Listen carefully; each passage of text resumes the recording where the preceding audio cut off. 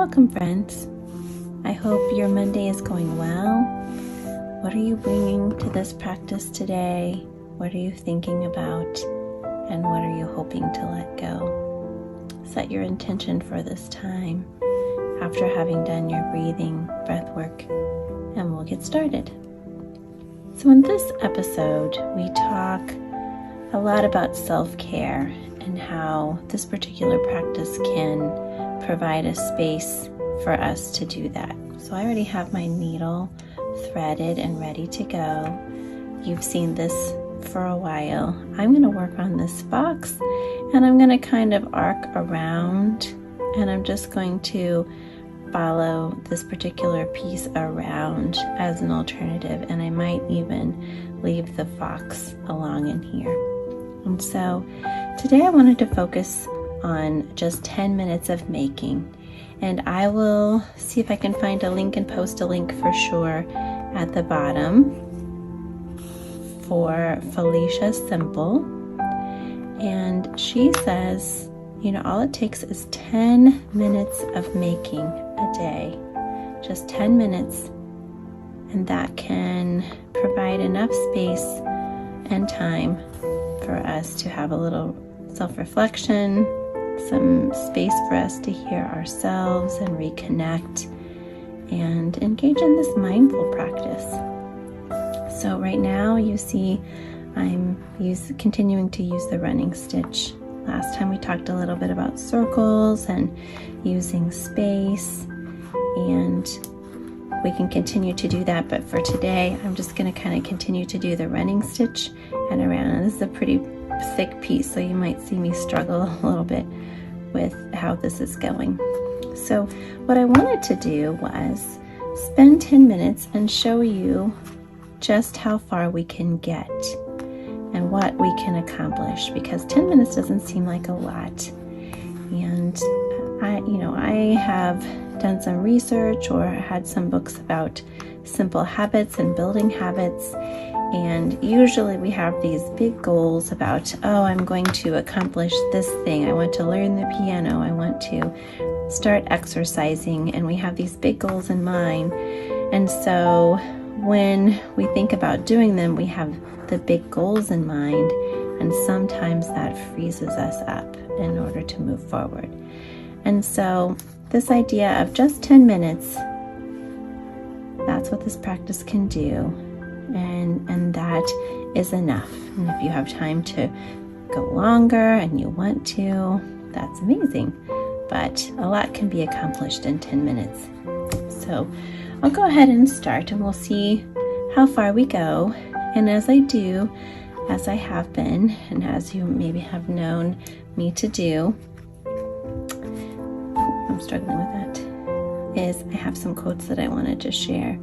And the first, I'm going to pause and show you the cover of the book, and I might pop it up too, is this one. It's called Belonging by Toka-pa Turner. And the reason why I'm bringing this one up is because as educators, and I'm researching this right now about silencing and how we aren't always able, because of outside reasons, to bring our full self. Sometimes there's some silencing happening, but a lot of this can actually be self-silencing, and it can kind of close us up. So as I do this, I'll read one of her quotes, and it's a little bit long, but again, this is 10 minutes, so we've got some time together. For some people, there is a single defining moment when an internal vow of smallness was made. For others, this cringing of the spirit comes from a repetitive and insidious rivulet of disapproving glares, mocking jeers, or shaming of their particular flair. Sometimes it is the eclipsing nature of another's personality in whose shadow you lived. But we do learn it. We learn that if we want to fit in, we must split off, shrink down, and make ourselves silent or invisible. We learn to live life with a limited palette of colors, considered acceptable for public expression, while the darker, more vivid gradients of the human condition are stricken from the conversation. driven into isolation, our secret grief, hidden failings, shameful desires, and vulnerabilities can survive the whole length of a life in concealment. Refugees even from our own view.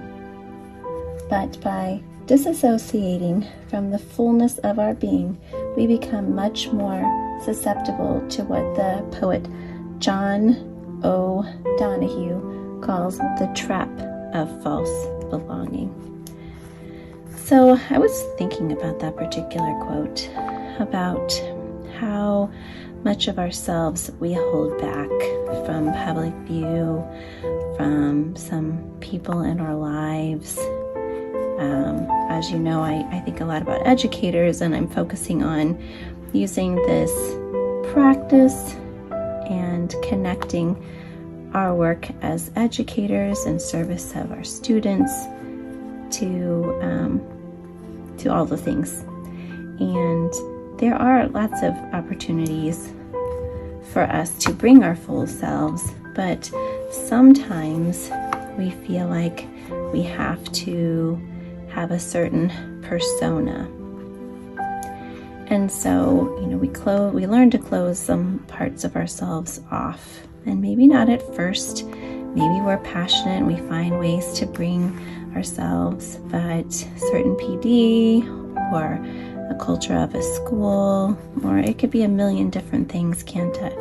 Sometimes we just slowly cringe and shrink away and feel like we just can't bring our authentic selves. And it just seems like that's part of maturing, doesn't it? It seems like it's just part of maturing. That seems like that's how it's supposed to be. But it doesn't really have to.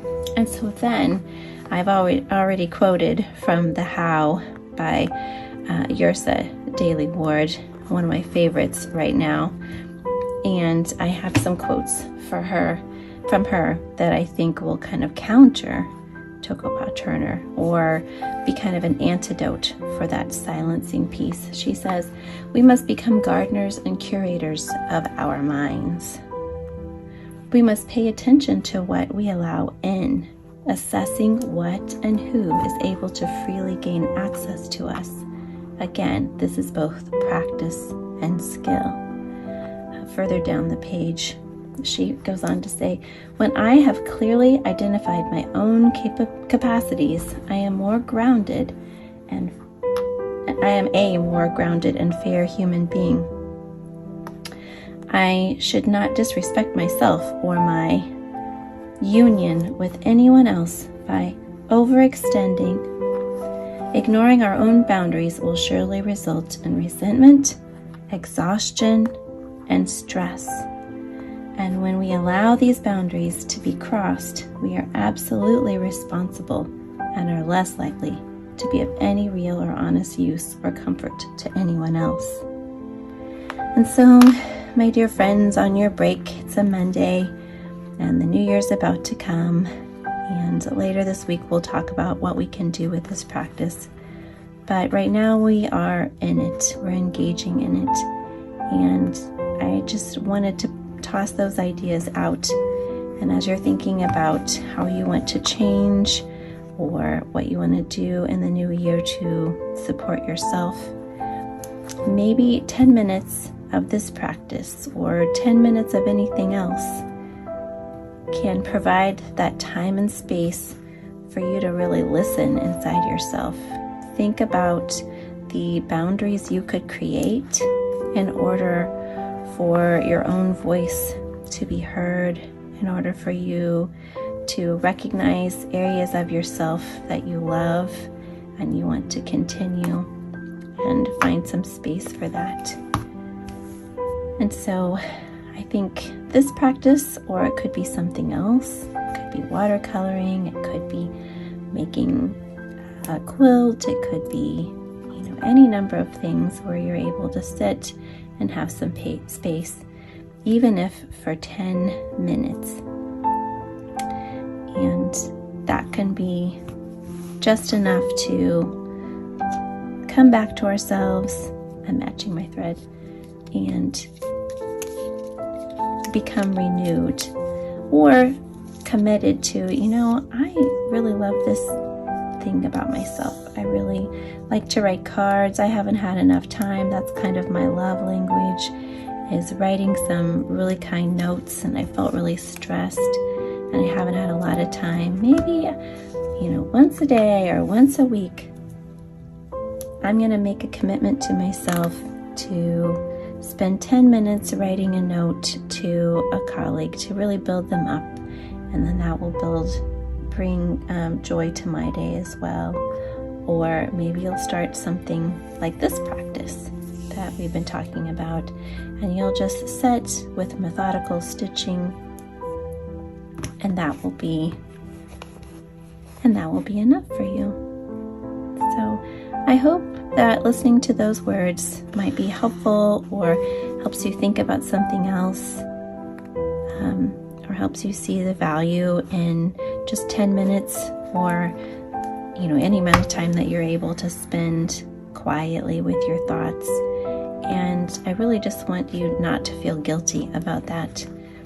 You know, as Yrsa says, you know, you can be a better person if you have that time and you set boundaries. You're like, no, I actually need this time.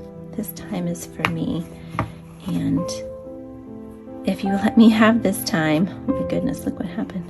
If you have this time, if you let me have this time, or if I take this time for myself, I will be in a better position to love and support and care for students, your husband, wife, partner, your children, your parents, whomever else you have in relationship.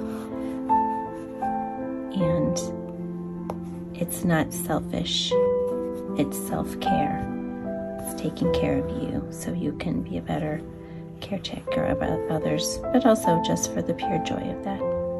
Okay, well, I've enjoyed this time with you, and you can see that we've gotten around and we've thought a few thoughts, and maybe now we would leave and go and work and make some dinner for our families, or do a little bit of lesson planning.